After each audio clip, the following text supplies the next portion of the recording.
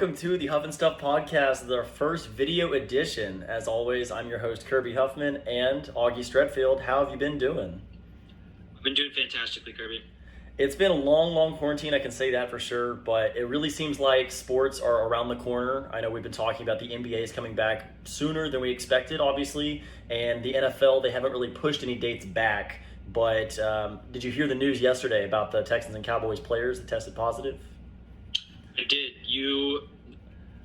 I did hear about that. You told me about it. Yeah. I had a kind of a strange feeling about it because I couldn't help but think of when this all started and Rudy Gobert was nonchalantly acting really dangerously towards reporters and touching everything, and it seemed like the world's fastest snowball effect, where everything just immediately shut down after that. Right. I kind of got a sense of that sort of thing because Texas has been very aggressive with reopening. I'm just really hoping that we're not in for a disastrous second wave. Well, you could make the argument that it was much more apparent what Rudy Gobert was doing was very obviously the opposite of what we needed at the time. You know, obviously guidelines have changed quite a bit, but didn't Dak Prescott also host a party not too long ago with Ezekiel Elliott, who just tested positive yesterday, and I'm sure a lot of other players that are not going to be announced. I'm actually very surprised that they did announce Ezekiel Elliott's name, and he was already kind of saying that he's getting lawyers involved. He's talking about medical and legal repercussions and things that you can do just for being announced, you know. So it's going to be crazy, and I really don't think that the Texans are going to let anything out about who was testing positive. The only thing that they have mentioned was that during the Houston protests and the funerals, that's where one of the players contracted the virus. So it is possible, entirely possible, that it's J.J. Watt or Deshaun Watson, which would be a pretty huge blow. Yeah, I mean, I guess maybe they might have disclosed that information for fantasy information. That's the only thing that I can think of. It's very strange. Well, very strange. One thing I can say for certain is that they have confirmed that nobody entered the facility, so it's not going to disrupt any off-season programs except for those two players, whoever they may be. But now a lot of other owners and people in the actual organization around the league are saying that we should push back the preseason. There should be no off-season workouts, that they should delay the whole season altogether, or even maybe Adam Silver has been amazing with the NBA and kind of reworking how things are going to go. I really don't know how Roger Goodell could, on the fly, change up the entire offseason program just like with that level of success. Well, are we still in that, like, quote-unquote, virtual offseason or whatever they were calling it? I know that was supposed to have, like, a definitive end date. I don't know if we're They still are starting to allow players to practice together, and then I believe they have reopened team facilities in some states, right? So Florida reopened. I believe Texas reopened at a certain capacity level, but as Texas of now, is full-blown reopening as far as I can tell. It's ill-advised, I'll say that for sure. But we know that management for the Texans altogether hasn't been the most consistent anyway. So on that note, it's been a wild offseason. I actually think one of the last times we did our podcast was just before the Brandon Cooks trade that when we acquired from the Los Angeles Rams. So I was eager to get your thoughts on how you feel like that's going to affect our offense in lieu of DeAndre Hopkins on the team. I was a little confused for a second because I thought we had talked about that, but then because in my mind I had it was a little while. For some reason, it was about 2 months we ago. We traded straight up DeAndre Hopkins for Brandon Cooks because that's what it really seemed like. Right. But in a way, I mean, when you look at the assets we gained and traded away, it's basically we traded DeAndre Hopkins for Brandon Cooks and David Johnson. Gosh, that all feels like so long ago. Yeah, it's been hard to ruminate just exactly how long this offseason's been, but I still think that Brandon Cooks is going to be a solid offensive weapon. I think that he's faster than people realize, and he's not as injury prone. He just does have a history of, obviously, concussions. But when you have him and Kenny Stills and Will Fuller, and you only have 2 out of the 3 of them healthy, I still think that's a pretty potent offense. We have to be the fastest wide receiver group in the entire NFL. I mean, how likely is it that 2 out of 3 are healthy? I mean, with most teams, that's you usually depend on that, but right. Texans aren't most teams. Right. So if you look at everybody that we added in the offseason, we did bring back Bradley Roby, who's now going to be our number 1 corner.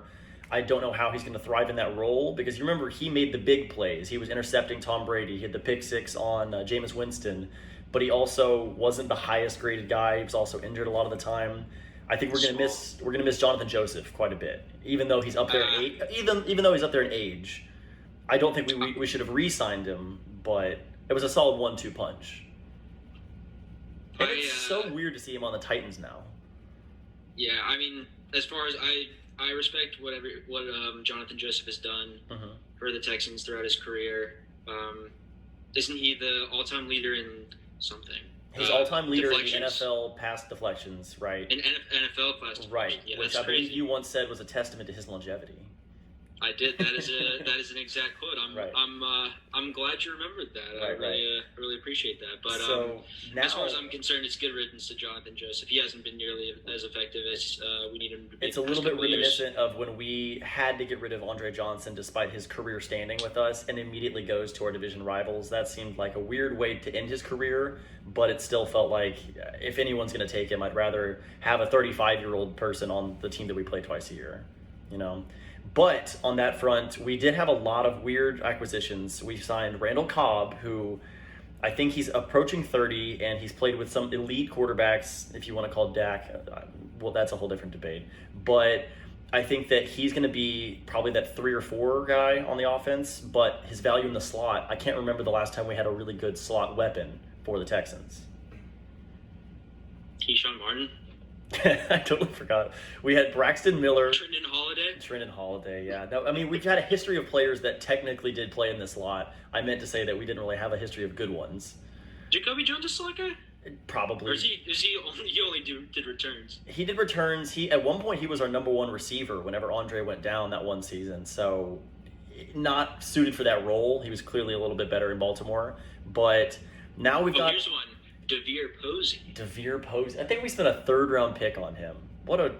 God, we've had such weird draft picks for wide receivers. Other than Hopkins, Fuller, and Andre Johnson, I don't think we've ever drafted another good receiver, which is why I'm excited for the 5th rounder we got this year, Isaiah Coulter.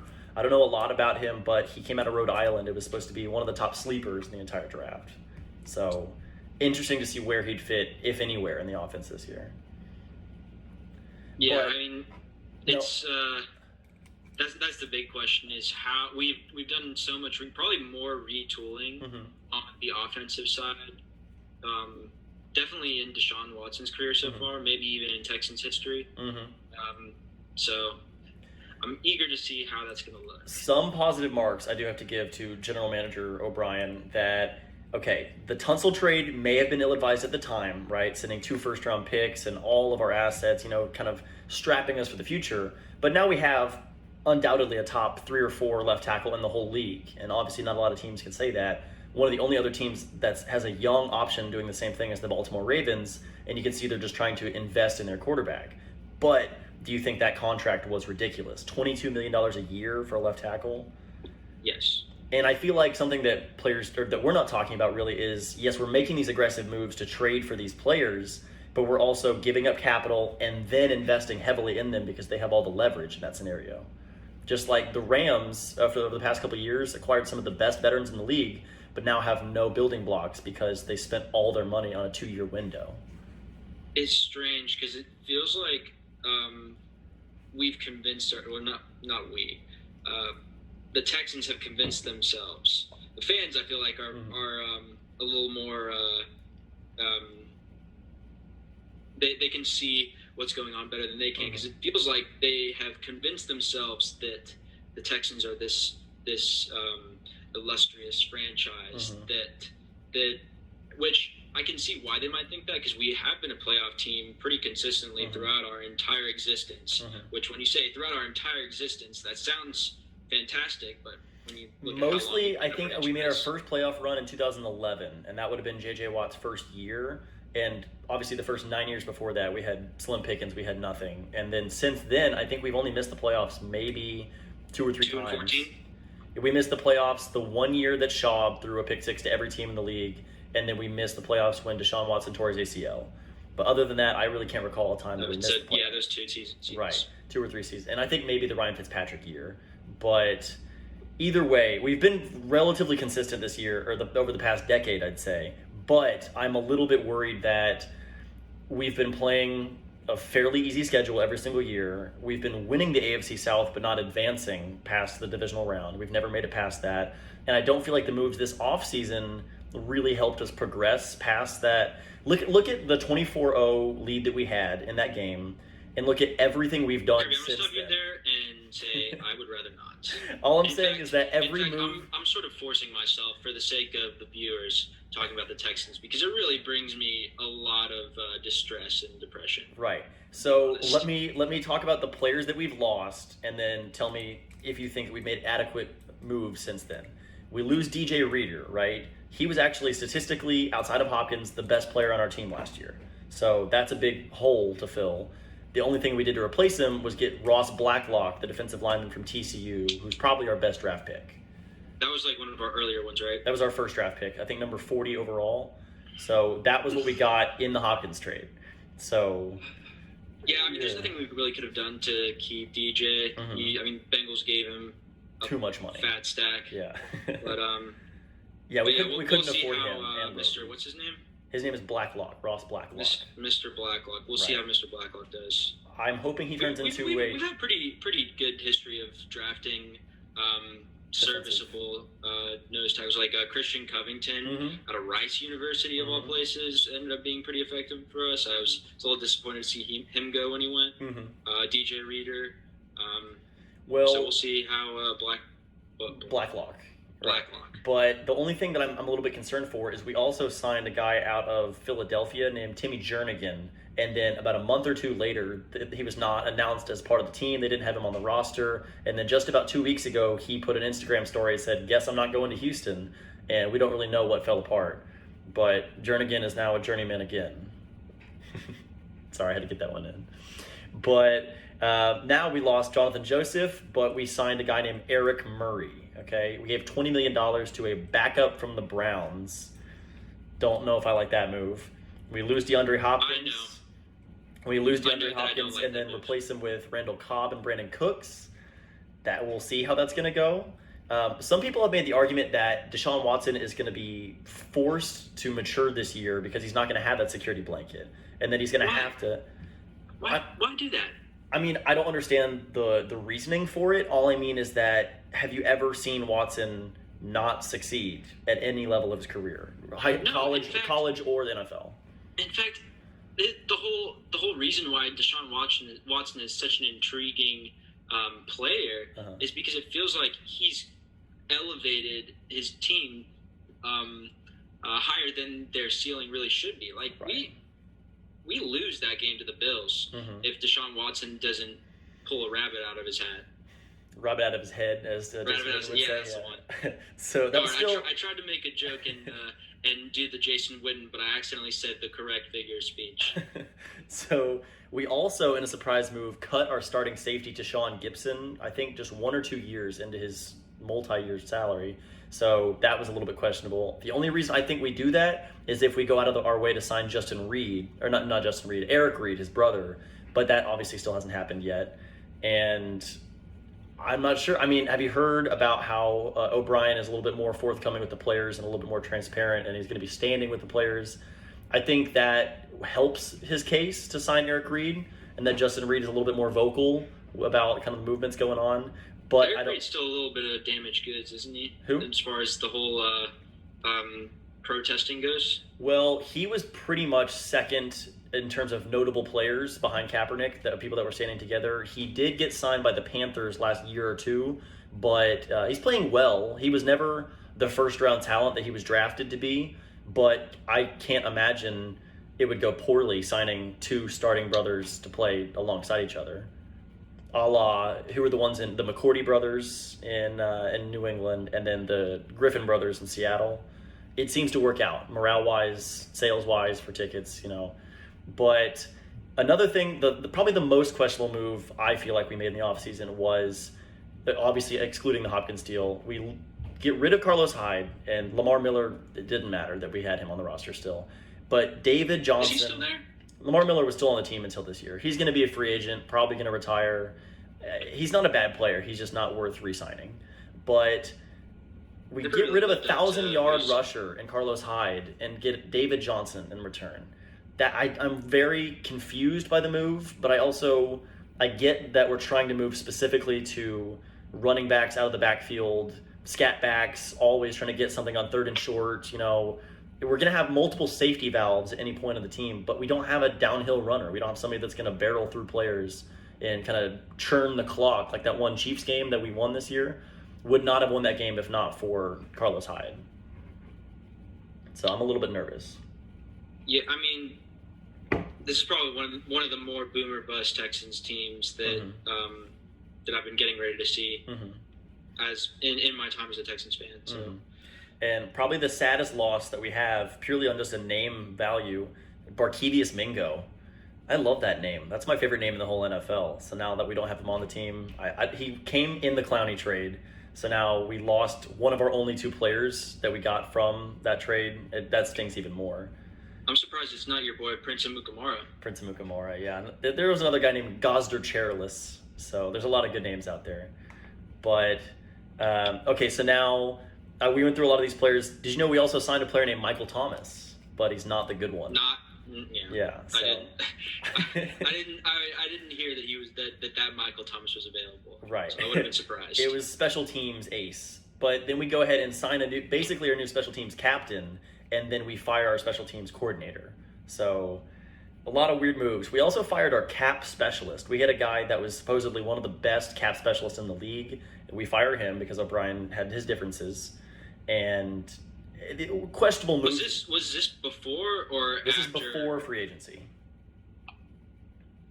Just like how 2 years ago we have the draft and then fire our GM right after the draft. Like, just weird timing. It doesn't really make sense.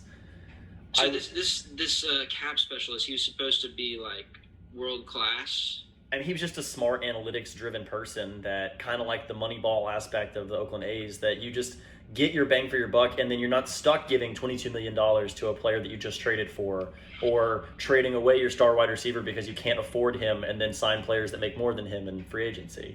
So I don't know about all that. I mean, right. The Texans have never been like all that cutting edge in our aggressive moves. I mean, the moves that Bill O'Brien's been making have been the most notable just in terms of shock value. Right. Other than that, I can't really think of any move the Texans have ever made that really stood out at all.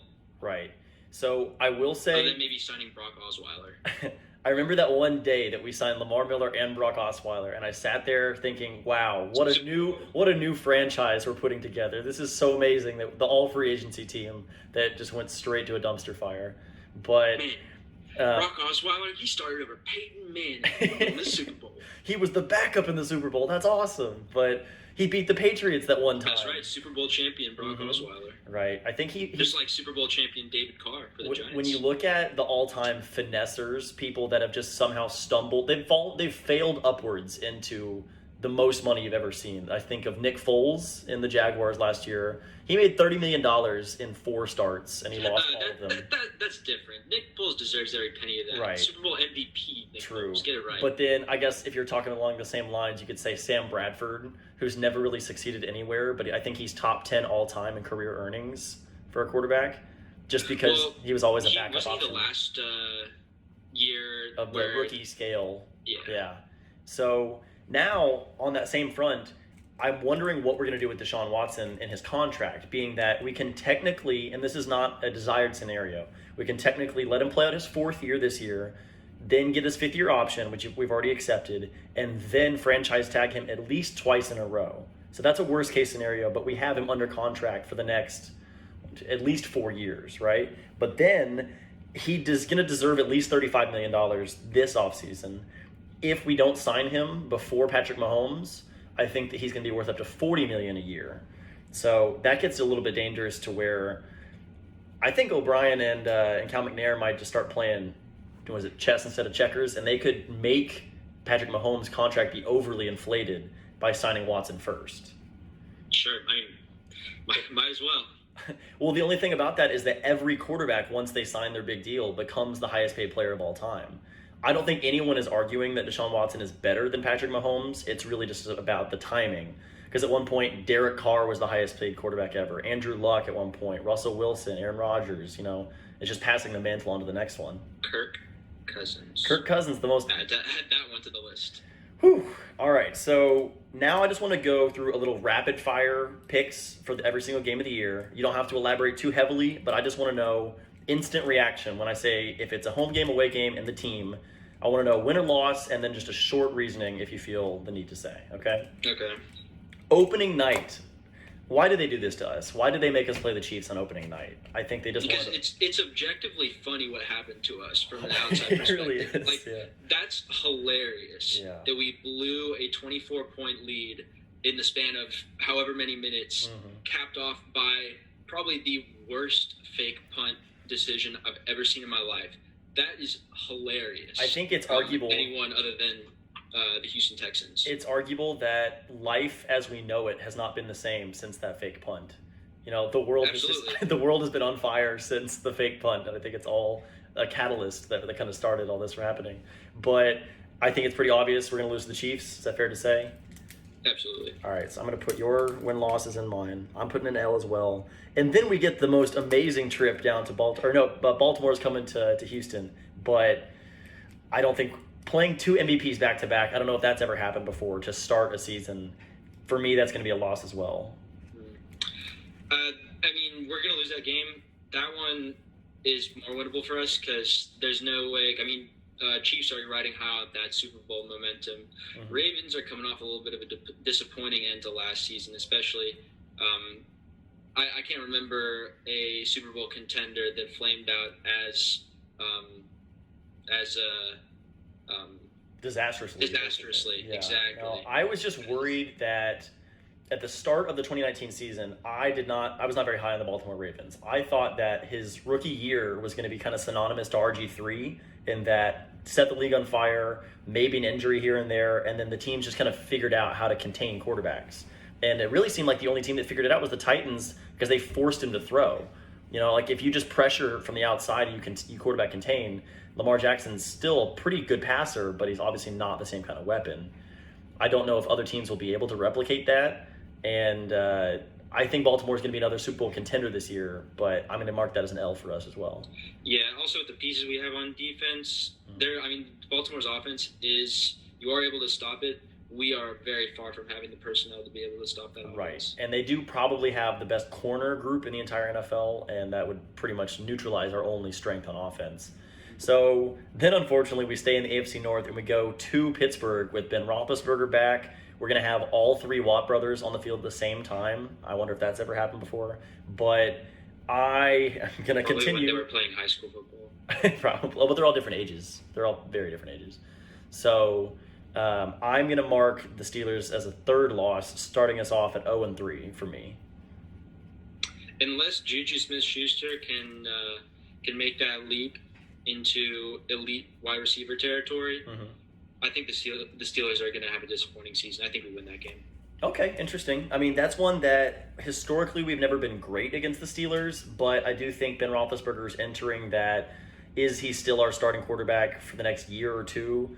Not necessarily on the level of Eli Manning, where he just fell off the face of the earth, but I think that elbow injuries are really hard to overcome at probably, 35, 36 years old.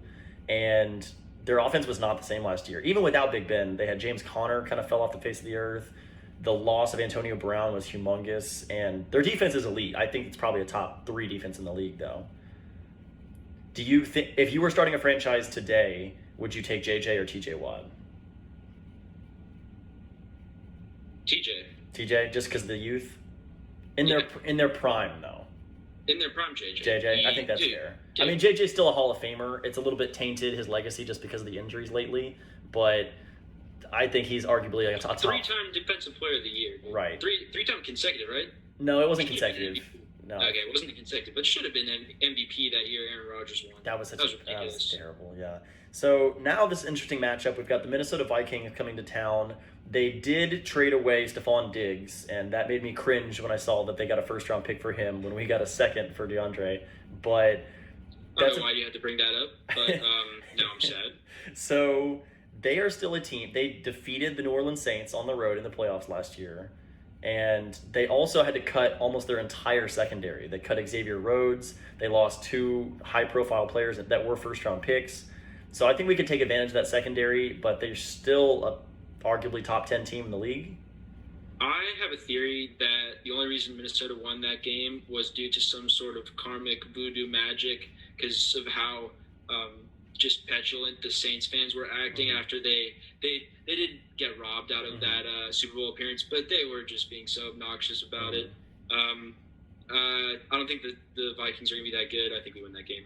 Okay, I marked that as our first W of the year as well. I think that I went back and forth on that a couple times, but I do think that if we beat the Steelers, I think the Steelers are stronger than the Vikings. So it'll be interesting. I agree with you there. It will be interesting to see. I don't know if you've been following. Dalvin Cook is trying to hold out to get Ezekiel Elliott, Christian McCaffrey kind of money. Now is probably the worst possible time to be holding out for a contract. He's probably trying to get that unemployment money. But so now. As a recipient of that unemployment money, I can say it can come in very clutch, much more clutch than I anticipated.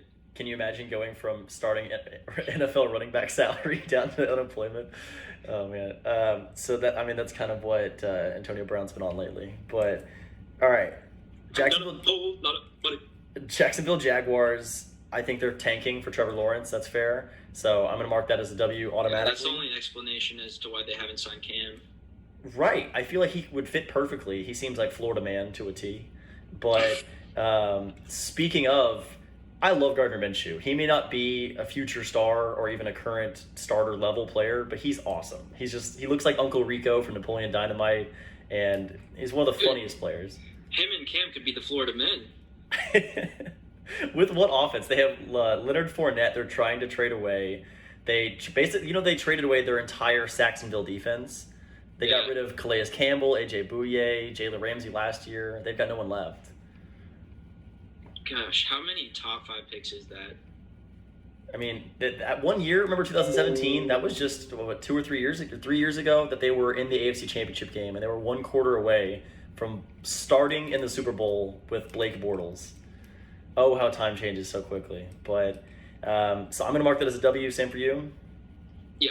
Okay. So now... Unless Jacksonville comes to their senses, signs Cam Newton, and puts him in a sort of a Taysom Hill role. I think that could be effective. That's interesting. You would have starting over Gardner Minshew, or no, starting behind Gardner Minshew, but I could put him at wide receiver Cam.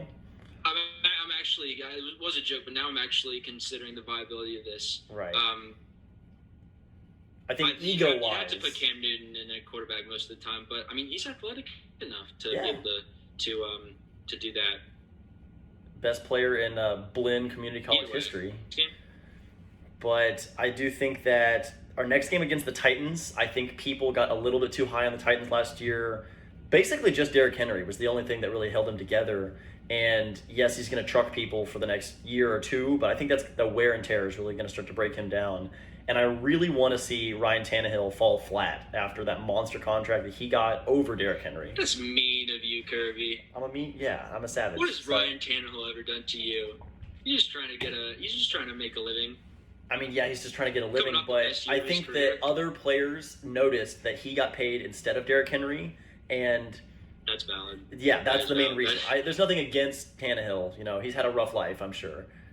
But I think that Derrick Henry was just the MVP of the postseason, even though he only made it to the championship game, AFC championship game, and you can't not reward that. I hate the devaluation of running backs, even though every NFL team that has a top 10 salary for an NFL running back did not make the playoffs. The Rams didn't make the playoffs. The Cowboys didn't make the playoffs.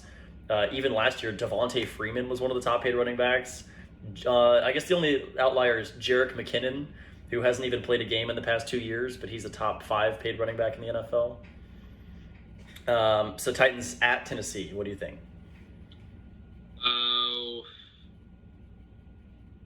I think we lose that game. Yeah, I'm going to mark that as an L for us, only because it's on the road, and I think we'll probably split the series with them, but I really don't see us coming off of this rough stretch. I think that it's going to continue on there.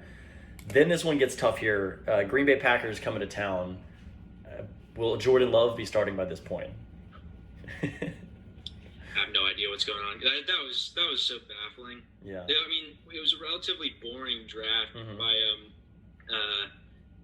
normal draft standards, no real trades, and then all of a sudden the Packers decide to make everybody forget how dumb of a GM Bill O'Brien is, and trade for. When was Jordan Love projected to be picked? Like 4th round or something like that? No. He was a 1st to 2nd round guy for sure. It kind of reminded me of when Geno Smith fell a little bit. You know, he was supposed to be a 1st round pick, slipped a little bit, but no one really expected him to be a franchise leader, you know, except for you. So, all-time player in NCAA football. I'm going to dignify that with a response. Yeah, I mean, he's still in the league. He's back. He's the backup to Seattle for Geno Smith that is Smart. behind Russell Wilson. So Packers, I hate to say it, but I think we're going to lose. They have probably the best 1-2-3 punch at running back in the NFL. They've got the touchdown leader from last year, Aaron Jones. They still have Jamal Williams, and then they spent a 2nd round pick on a guy named A.J. Dillon, who was a 2,000-yard rusher at various points for Boston College. Don't really understand it, and they still don't have another wide receiver on the roster outside of Devontae Adams, though. They're throwing. Once again, they could employ the Taysom Hill strategy, and you could throw either Aaron Rodgers or Jordan Love in that Taysom Hill role. See, there's not a lot of players that have that kind of flexibility. Like Jalen Hurts for the Eagles, I could see that happening, but you look at most backups in the league are generally unathletic, still in the league just because there's a shortage of talented quarterbacks. But I don't know. I don't see that as a viable. Taysom Hill's an anomaly. He's a talented player, but I don't really see. Quick side note: how do you think Tim Tebow feels about the success of Taysom Hill? Because that could have been Tim Tebow. Tim Tebow could have Taysom Hill the hell out of his role. They never really gave him a chance. When he was in the New York Jets, he was playing alongside Mark Sanchez? Mark Sanchez. The Sanchez. That was. I watched an interview with him the other day where they had to physically watch and break down the butt fumble, and he was just trying not to cry laughing the whole time with Pat McAfee. But even still, a fun team. It was a fun team, but that team made 2 consecutive AFC championship games. Championship participant. They beat the Patriots one year. It was just such a weird, and it was his rookie year and 2nd year in the league. So, don't know how he just fell off the face of the earth, but I hope he's doing well. Is Tim Tebow still playing baseball? Well, not currently, obviously. I believe he's still. Last I heard, he was in the New York Mets minor league system. Okay, and he did just get married, so good for him. Yeah, and I believe people were hopeful that he could make the major leagues on his merits, which obviously the Mets are kind of a sorry franchise. So they're looking to have any excuse to bring him up for the publicity. Either way. So I'm going to give Packers. I'm going to say that's a loss on my front. What do you think? Yeah, we lose that game. Okay, so we got a bye week. Wasn't the last time we played the Packers that one Monday night game where we just got blasted? That was, surprisingly that was 8 years ago. But that was probably our best season. I think we were something like 5-0, 6-0, best team in the league. It wasn't the Letterman jacket game, but we were riding high. And there's just some games that live in infamy for the Texans. It's so bad. But was the Letterman jacket game that was the Patriots? The Patriots game. Did Tom Brady didn't start that game? Did he? Was that the one where he's in the middle of suspension? No, that was when we lost to Jacoby Brissett. I think honestly, there was one year where all the linebackers started bringing different costumes, and it wasn't I think that was last year. They would wear Mortal Kombat outfits.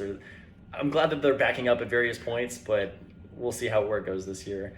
Entering the bye week, you have us at 3-4. I have us at 2-5. This is going to be a weird season, and my theory here. I truly hope that we lose as many of these early games as possible, possibly fire Bill O'Brien by midseason, and then coast the rest of the year. You know who I want to see as interim head coach? Brian Cushing. I think that would be. Oh, how cool would that be?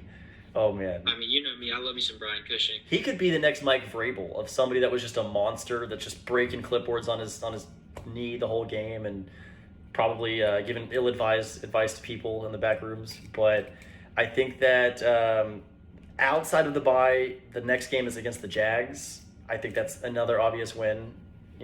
Actually they gave us trouble last year at home. We only won 13-12. But I'm going to mark that as a W for us. Yeah. All right, now we have a very interesting stretch here. Just we can again go rapid fire, but at the Browns, who now have year 2 of Odell with Baker and a new head coach. It was the old Vikings offensive coordinator Kevin Stefanski. He's now their head coach. He's not Hugh Jackson, so we'll see how that goes. But I don't know. You are right about that. He is indeed not Hugh Jackson, nor is he Freddie Kitchens. It does have a history of the weirdest coaches. They had Rod Chudzinski one year. These are all the only franchise I've seen fire multiple people after just 1 year, and then they kept Hugh Jackson for what, like 2.5, 3 years? It was so surprising seeing them on Hard Knocks because they seem so not dysfunctional somehow. I don't know how HBO pulled that off, but whatever they did, props to them because they somehow made the Browns look like a franchise that could run its day-to-day operations without running into constant disaster. They were hyped. They were hyped to just be a really surprisingly good team, and I think they fell flat at 6-10 last year. I do admit I did call them. I thought they were going to make the playoffs last year, 10-6, and take over the AFC North. And I could see them as a wild card team hypothetically. You know, Nick Chubb is one of the highest graded running backs in the entire NFL. No one really talks about him. I mean, the AFC North is just so stacked, and I feel like they're not going to have 2 wild cards either because I feel like the rest of the AFC is also pretty strong. Right. Other than the AFC East. Patriots division. AFC the East East. is weird. Josh Allen, new leader of the AFC East. Captain Lateral. You say that in jest, but I mean, he had his moments in that game against us. Yeah, his receiving touchdown, the opening drive. That was one of the weirder moments I've seen in person. That game from start to finish was the strangest live NFL game I've ever been a part of. It was insane. Well, you can say anything you want about Josh Allen, but he's one of the more entertaining quarterbacks. For better or for worse. Yeah, exactly. So, Browns, I expect Baker Mayfield to jump back up a little bit. I do think we're going to go to Cleveland and pull out the win. I think we lose that game. I think what's going to happen is we're going to just get so demoralized by the results of our murderers row beginning the schedule, and then we're just going to, our minds, and also, I mean, we haven't even considered how Injuries, coronavirus is going to affect the results of the season. Yeah. So that could potentially affect any team in any way.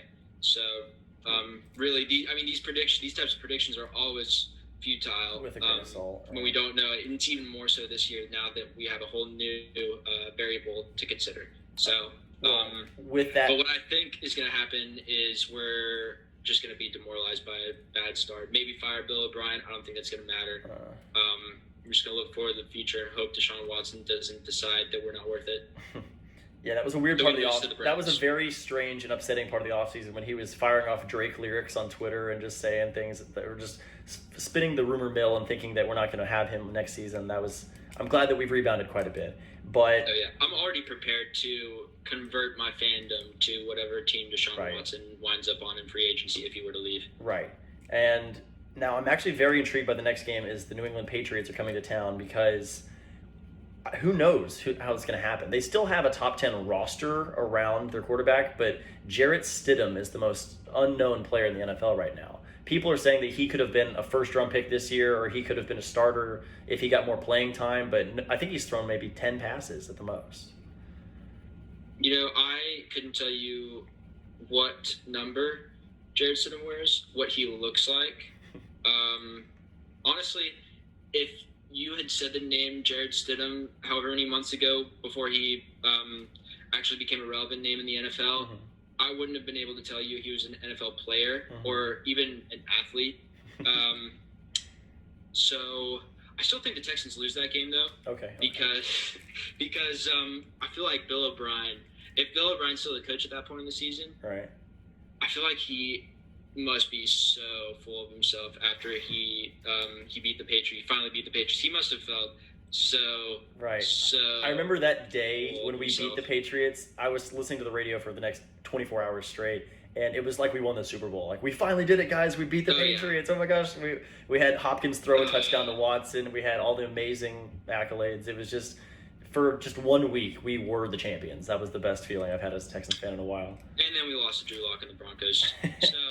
So I'm going to mark us as a W for the Patriots, but I have an interesting question here for you. What would you rather see? The Patriots fall off the face of the earth. They go 3-13, 4-12, whatever, and it's clear that Brady was the reason they were so successful? Or would you rather them continue on just like they did in the Matt Castle year when they went 11-5 and prove that the system is the reason they're so successful, and that Brady wasn't necessarily the GOAT at the time? Well, I think they're not going to win the Super Bowl. No. But I would rather the second option happen, because I mean, as far as these ultra successful franchises go, that everyone just loves to hate. Mm-hmm. I'd have to say the Patriots I have like probably the least amount of problems with, just because, especially later in Tom Brady's Mm-hmm. career, he kind of became endearing. Like that Super Bowl against the Rams, I feel like everyone was ready to just anoint the Rams as the next dynasty, and everyone was really excited about it. And secretly down inside, I was rooting for the Patriots because I wanted them to just make everybody mad again. And I would be really happy if they upset some of these new, like if they beat the Chiefs. Ooh, that would be sweet. Or the Ravens. Oh, that would feel good. Well, especially because in all likelihood we're going to be sitting at home. I do think the Patriots. Okay, I'll compare it to the NBA. Just like this year when the Warriors became one of the worst teams in the NBA, that was nice. That was such a good feeling, right? It was. Except I won't even dignify that one game that we did. The Rockets did lose to the Warriors this year on Christmas, but basically seeing a team go from 3-time champion over a 4-year stretch, I believe that's what it was, and then go to top 5 in the lottery in 1 year. That's just a nice experience to have happen to you, especially when it's your number one rival over the past couple of years. So, I took so much joy out of seeing Draymond Green just helplessly flailing, yelling at his role players to do something. Right. Just frustrating, getting technicals. Oh. Yeah, that was. We'll see. I think my theory is that they're going to get LaMelo Ball. We'll see how that goes. But they have just too many guards on their team. But another day. We've got the Detroit Lions on the road Thanksgiving Day. It's going to be a rematch of the Justin Forsett fake touchdown run 8 years ago. I think we lose that game. You think we? Okay. I'm interested to see how this goes. Honestly, Kirby, I think the Lions are a sleeper in that division. I think they have a very good chance of, especially with the uncertainty with the Packers. Don't look at me like that. You're acting like Matt Stafford's some scrub and that the Lions don't have any talent. Lions could surprise some people. Matt Stafford, my dad's favorite quarterback. Side note. I do respect the fact that he does that sidearm quarterback, which is objectively I love the fact cool. that he does the sidearm. I love the fact that he's somehow a math genius that can do Good Will Hunting style problems, and that he just recovered from a broken back. You know, he's got a really good story. If you read about his wife as well, it's inspirational, but just crazy. I'm not actually. I'll check that out. His wife is recovering from a brain tumor, so like that, he's just been super involved with her, especially since he hasn't been playing. And then I think my favorite moment of his NFL career was clock it. He went to the fake spike. Clock it. Yeah. If anyone watching hasn't seen that, go check out the what is it? It was definitely against the Cowboys. It was against the Cowboys. On the mic, something up in mic. Oh, mic'd up. Yeah. Yeah. It's I think on the NFL Network's top 10 mic'd up moments, Matt Stafford made top 10 with that one play. I'm going to give us a W. I think that we can beat them. They do have an interesting new 1-2 punch. They've got Kerryon Johnson, who's been good but injured for a while, and then they just drafted another running back, DeAndre Swift, from Georgia. So that'll be interesting to see how that works. I've got us on a 4-game win streak right now. You have us on a 3-game losing streak. So I thought it was more than that. No, you have us Jags win, and then Browns loss, Pats loss, Lions loss. Interesting one. I'm just going to automatically say this is a loss. This is the Chicago Bears. I do think we are a better team than they were last year, but I do think we struggled with Nick Foles that one Eagles game, and they do still have Khalil Mack. So you think at that point in the season Nick Foles is going to be starting? Not Mitch Trubisky? I'd be surprised if Mitch Trubisky's still on the bench. I think they'll just relegate him to... Be surprised if Mitch Trubisky isn't working at McDonald's in Chicago. I don't know if he's qualified, to be honest. He has got to be the strength. He's got to be the Sam Bowie. Do you know that name? Oh, of course. He's got to be the Sam Bowie of recent NFL drafts, being that they took him over Watson and Mahomes and so many other epic players too. But except that he's significantly in a worse situation than Sam Bowie, because at least Sam Bowie, at least he at least Michael Jordan and Hakeem Olajuwon were taken 1 and 3. Deshaun Watson and Patrick Mahomes weren't even top 10. I do think Mitch it's going to Trubisky was be 2. it's going to They be a little traded bit up for of a revenge game. I don't know if you saw in the offseason they were asking Deshaun how he felt about getting passed up or if they even considered drafting him.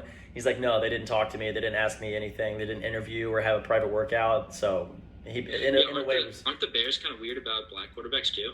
I don't really know anything about that, but I feel like there's been I feel like I've heard rumblings about that. that's possible. But I'm going to call that as a one of the older owners in the game, so wouldn't be surprised. They have like this one. Their owner is this really old lady. I forget the name, but she's like one of the original owners. Mm-hmm. So I wouldn't be surprised if that played a factor. I think Khalil Mack on the roster is going to destroy us, and I think that's pretty much we can't really overcome that kind of defensive. Tunsil is great, but if Khalil Mack's coming off the inside, our inside guys are not that strong. There's no way. So win or loss for the Bears. Oh, is it home or away? In Chicago. In Chicago, we lose that game. Whew, okay. At the Colts, this is another toss-up, I'd say. Loss, okay. I'm going loss as well.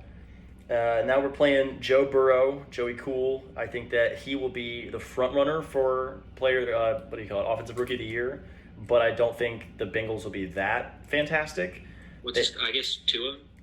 Yeah, but I don't even think Tua is going to start the majority of the year. So I do think that he has the most obvious path to success of the current quarterbacks over Justin Herbert in Los Angeles and Jordan Love. I don't know how he was a first-round pick. But so the one interesting thing that people don't really realize with the Bengals, they have A.J. Green coming back after a full year of rest. They drafted T. Higgins, one of the stud receivers from Clemson. And then they also have a 1,000-yard receiver multiple times over is Tyler Boyd. No one really follows who that is outside of fantasy, but that's 3 potential 1,000-yard receivers on a roster with a 60-touchdown quarterback in college. I mean, what was their record not last year, but the year before that? Because it was kind of surprising to see they dropped off do fairly so heavily. Terribly. They went to the playoffs 5 straight years, lost every single year, and then they started to dwindle. You remember that very well. Yeah, because we gave them most of those losses. But I think they went from 6-10 to 2-14 or 3-13. But I'm going to give us a win with that one for the Bengals. So it seems to be pretty easy. It's a home game. I think at that point in the season, we've lost all hope. We lose that game. I'm mainly only saying that because I'm a big fan of Joe Burrow. Okay, so you're going to call that a lot. You're going to say we're having a 6-game loss in our easy stretch of the year? A quick shout out to he did donate a lot of he grew up in Athens, Ohio, which is where I went to college. Okay. And he did a lot of good for that community. It's poorest county in Ohio by a long shot. Pretty rough place to live if you're not a student at that school. And yeah, I just think he's a really cool, down-to-earth guy. Right, okay. For him to do happy he gets to go home. Hopefully the Bengals don't do Bengals things and ruin him. You know how depressing it is? Excited to see his career. Do you know how depressing it is, the fact that he announced multiple times that he wanted to go to Nebraska and we declined him? So if people don't know, I'm a big Nebraska fan, but he tried to go there initially. I think that was in our... We had another coach, Mike Riley, right before Scott Frost, who was just the worst ever. He was such a nice guy because it's the opposite of everything we've ever had. But we declined him initially. Then he goes to Ohio State, is the backup, tries to transfer to Nebraska, and Scott Frost says, no, we have a better he's not better than what we have right now. And then Scott Frost he's ruining the team right now. So I'm going to give a W for Bengals. You said you've lost all hope. You're calling that a loss? I think at that point in the season, who's our backup now? Our backup is A.J. McCarron. We did lose Joe Webb. I don't know why I still thought Whedon was the backup. Yeah, at that point, A.J. is going to be starting. Deshaun is going to be on ice, just making sure his body is okay for next season. Right. Will Fuller is probably going to have medically amputated his leg from so much wear and tear. And Bill O'Brien will probably, at that point, have worked his way up to team owner. Who do you think wins in a one-on-one match, like a cage match, between Will Fuller and Sam Bradford? Sam Bradford's clearly got the size, but no athleticism.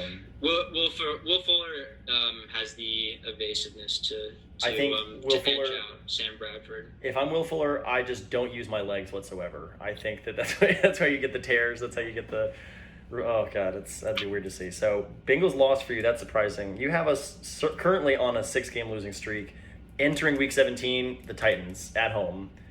This is the game that we last season benched. Basically, the circumstances you just said with benching everybody and seeing what goes down. That's what happened last year. Do we have our draft pick this year? No, we do not. I was going to say what's going to happen is we're going to be in line for that first overall pick only if we lose to the Titans, and then we're going to win it. I can't even think of we don't have our pick anyway, so I don't think a Houston franchise has a first-round draft pick for the next several years. So the Rockets traded them all the way, the Texans traded them all the way, and the Astros, we know what happened. So I am going to go on a limb and say we beat the Titans here because I am not as cynical as you are, apparently. But I understand everything that you're coming from. Things could go south very quickly, and in all honesty, I hope that they do go south early on so that we can hopefully make things right by midseason. But this will be a tough season for us. If let's say we have the expected Will Fuller injury, we have Brandon Cooks not playing up to speed, and then we've got David Johnson who's just not good, I think that things can go very sour, and I have us at 9-7. I'm gonna calculate what you have us right now, but what do you think is our best? Jeff Fisher. 1, 2, 3, 4, 5, 6, 7, 8, 9. You have us at 6-10. Okay. So my original, when I was writing my first article about our projections, I had us at 10-6, and I feel like I had to humble ourselves a little bit and drop us down to 9-7. I have been watching a lot of analysis videos, the NFL Network videos, where they predict game by game, and a lot of them are saying 6-10, 7-9, closer to what you're saying. Yeah, I think we just set a pretty good baseline for what our ceiling and floor is going to be. So, but I know we harp on it quite a lot because it was kind of a significant moment in our fandom, but I don't know how we are going to recover from that pathetic showing in the last time we were on a football field against the Chiefs. That was just, it amazes me to this day just how pathetic that was. And I don't know who you blame. Certainly not Deshaun. I'm sure I have a lot of respect for everyone on that football field, but that was just embarrassing. So are you going to say that mentally? Are you going to say 6-10 is a worst case scenario, or do you think the floor is even lower than? No, worst case scenario is always 0 whatever it is, 16.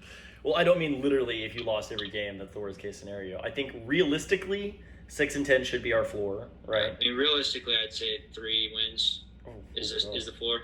Even when we were starting at one point Taylor Heineke, whenever he was the 5th string quarterback, we still went 4-12. I mean, dude. Just listen to all.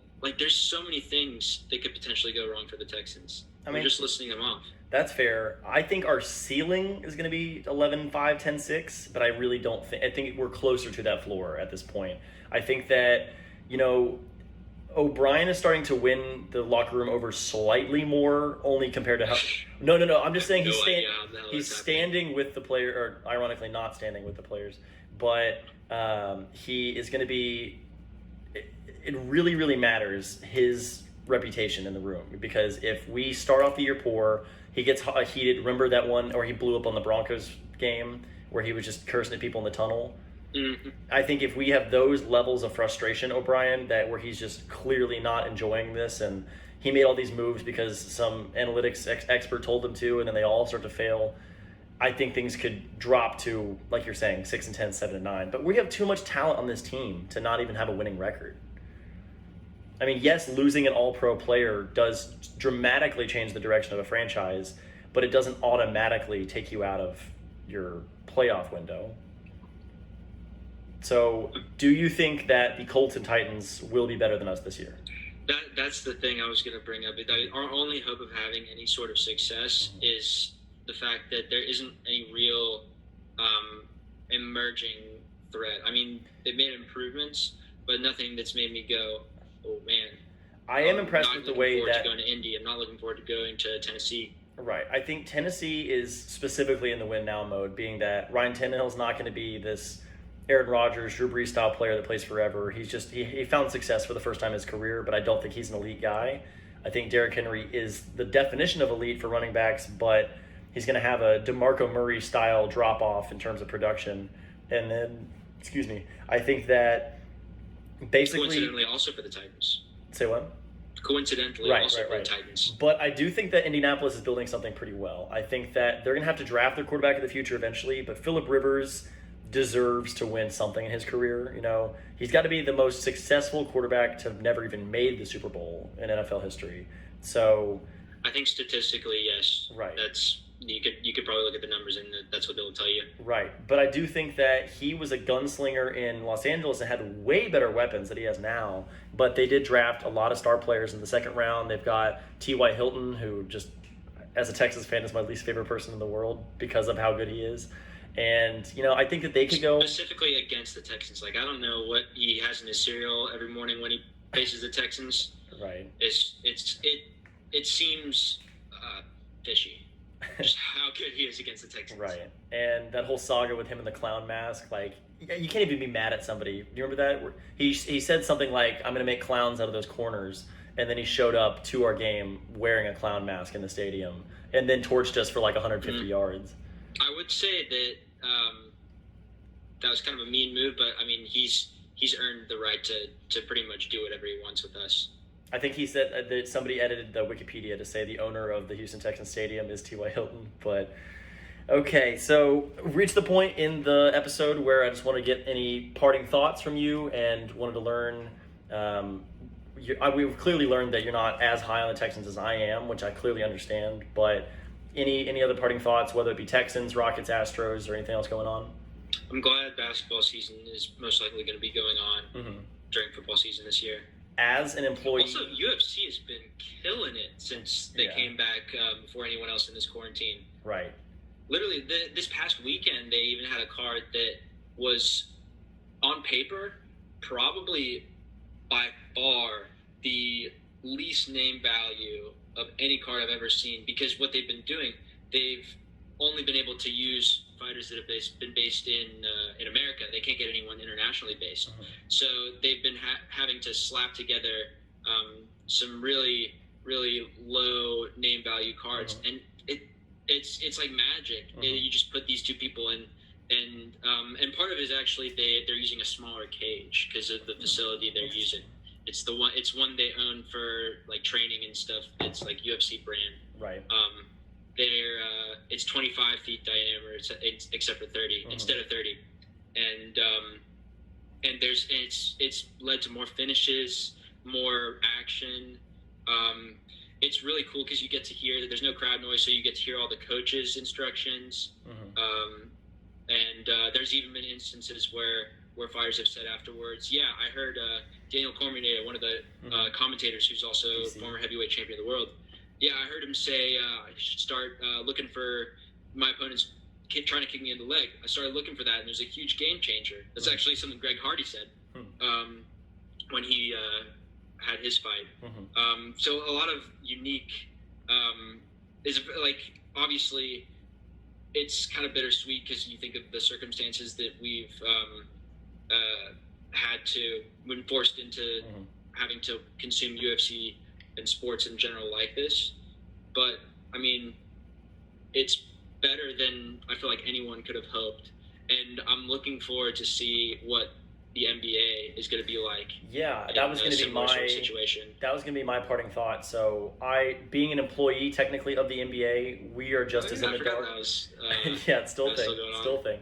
But we are just as in the dark as everybody else is. But I want to applaud Adam Silver because he's far and away the best commissioner in sports, and probably in my lifetime, probably the best commissioner. But I also feel like he makes them all look like chumps. Right, because he's just so transparent with his thinking, and it's not even trying to prioritize finances over anything else. It's really just what's best for the players, what's best for the safety of the league, and considering the players not just as money-making, amazing investments, but also considering their families and how much time that they would be missing if they went to a solo location like Orlando. Probably talking 2 to 3 months where they're not going to be able to see their families, or giving them the option. I did see that they have 8 days from today to decide if the players want to do the now games or not. So I know a lot of players like Kyrie Irving and Dwight Howard have been pretty vocal. Apparently that list, which hasn't been confirmed yet, but it's approaching 70, 80 players that might not show up. So that would drastically change the way that the NBA is going to go. We'll probably have an entire NBA episode to talk more about that, but I just wanted to say the NBA is doing an awesome job on that front. Absolutely. All right, so that's Adam Silver understands that transparency is key. Right. Unlike other commissioners of certain sports that we will certainly talk about on episodes to come. Right. So on that, I'll leave it there, and thank you for your time, everybody, and I appreciate you watching the First Video podcast. Thank you.